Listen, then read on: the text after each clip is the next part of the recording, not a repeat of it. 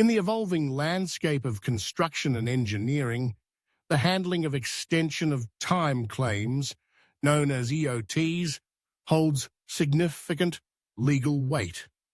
The United Arab Emirates, UAE, has been at the forefront of setting pragmatic legal precedents in this area.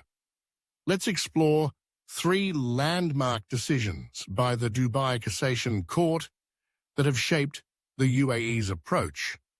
First, case number 389/22 dealt with repair works that justified a project's delay, showcasing that necessary modifications and unforeseen complexities can lead to permissible time extensions.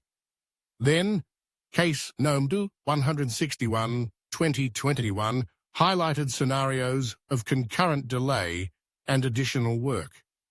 This ruling emphasized awarding an EOT when the contractor and owner share overlapping delay responsibilities. Lastly, case no.